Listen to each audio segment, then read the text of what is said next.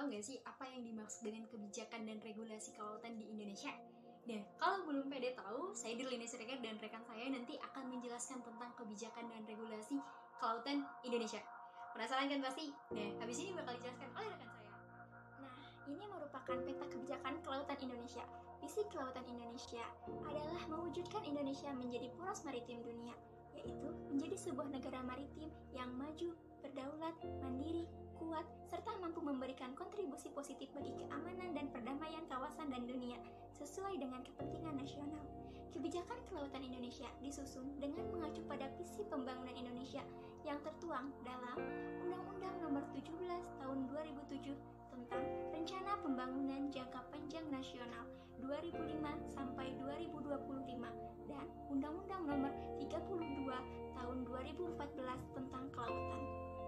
Untuk mewujudkan visi dan misi yang telah dirancangkan, perlu disusun strategi pelaksanaan sebagai pedoman perencanaan pembangunan kelautan di berbagai bidang oleh kementerian atau lembaga dan pemerintah daerah, serta acuan bagi masyarakat dan pelaku usaha dalam ikut serta melaksanakan pembangunan kelautan.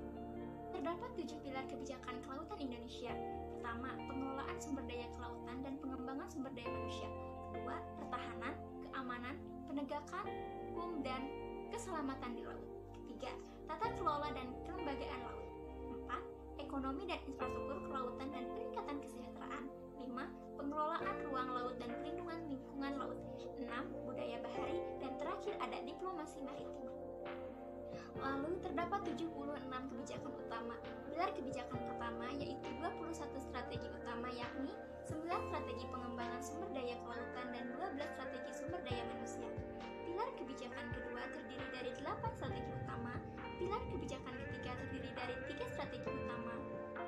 Pilar kebijakan keempat terdiri dari 20 strategi utama, yakni 8 strategi ekonomi kelautan, 7 infrastruktur ekonomi kelautan, dan 5 strategi peningkatan kesejahteraan.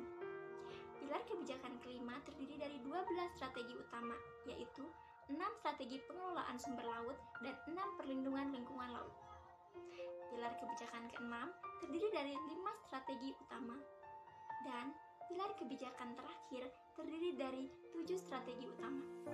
Kebijakan kelautan Indonesia terdapat juga prinsip kebijakan, diantaranya pertama, wawasan Nusantara, pembangunan berkelanjutan, ekonomi biru, pengelolaan terintegrasi dan transparan, partisipasi, dan terakhir pemerataan dan kesetaraan. Nah, rekan saya tadi sudah menjelaskan tentang peta jalan kebijakan kelautan Indonesia menuju poros maritim dunia. Sejalan dengan Peraturan Presiden Republik Indonesia Nomor 16 Tahun 2017 tentang Kebijakan Kelautan Indonesia. Kemudian dalam Undang-Undang Nomor 17 Tahun 1945 tentang pengesahan United Nations Convention on the Law of the Sea atau Konvensi Perserikatan Bangsa-Bangsa tentang Hukum Laut. Nah, kedaulatan atas perairan kepulauan tersebut diperoleh setelah melalui proses penolakan dari beberapa negara nih terhadap deklarasi Juanda pada tanggal 13 Desember 1957 dan perundingan multilateral selama lebih dari 1 dekade lamanya. Nah, masyarakat internasional akhirnya mengakui keinginan kuat Indonesia untuk mewujudkan kesatuan tanah air dengan melakukan inovasi hukum yang dilakukan melalui proklamasi unilateral negara kepulauan menjadi suatu prinsip hukum internasional nih. Jadi melalui beberapa dekade dulu baru akhirnya masyarakat internasional mengakui gitu tentang hukum ini.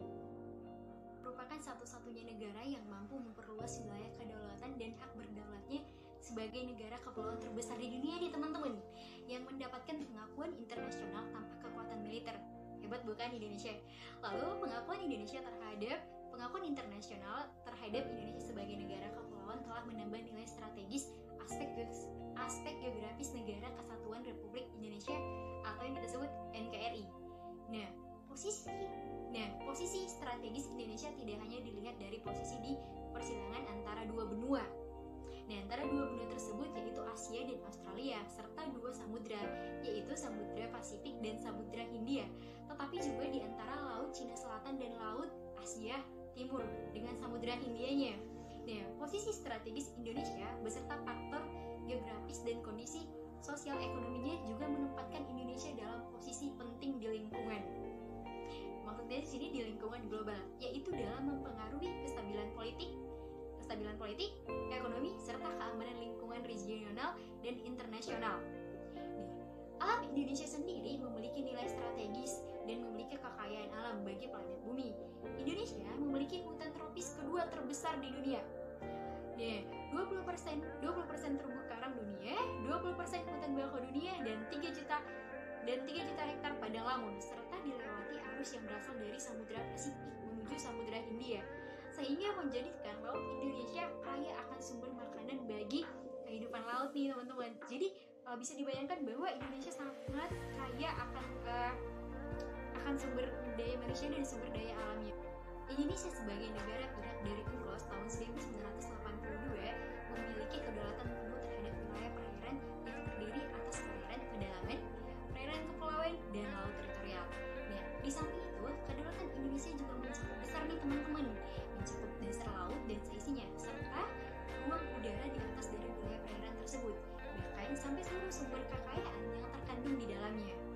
Nah, hak kedaulatan tersebut diikuti oleh kewajiban pemerintah Indonesia untuk mengelola dengan baik dan berkelanjutan untuk kesejahteraan masyarakat Indonesia sendiri dan sesuai dengan kepentingan nasional. Artinya kekayaan alam laut ini dimanfaatkan untuk kepentingan Indonesia tersendiri. Selain hal tersebut, Indonesia juga memiliki hak berdaulat dan kewenangan tertentu di kawasan yurisdiksi Indonesia di laut teritorial yang terdiri atas zona tambahan, zona ekonomi eksklusif atau Z, dan landas kontinen. Nah, laut teritorial Indonesia adalah sebesar 12 mil laut yang diukur dari garis pangkal kepulauan Indonesia. Dalam hal tersebut, zona maritim tersebut berbatasan dengan negara tetangga. Batas luarnya ditetapkan melalui kesepakatan dengan negara tetangga sesuai dengan hukum internasional yang telah ditetapkan, khususnya UNCLOS pada tahun 1982. Mengutip dari kata-kata pejuang kita, yaitu seorang Tan Malaka yang menyebutkan terbentur, maka terbentuk. Ini mempunyai arti bahwa kita sekarang yang sedang kuliah, sedang menempuh pendidikan, kita harus mempunyai rintangan dan halangan. Nah, salah satu video ini juga menjadi membuat kita ingin terbentuk gitu. Dan saya Delina Sigar, rekan saya Sally Lestari, pamit undur diri. See you, bye-bye. Terima kasih.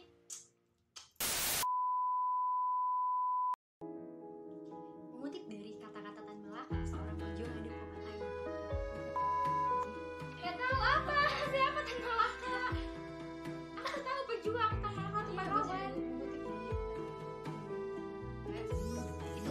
Itu maksudnya ya. Maaf guys, behind the scene ya.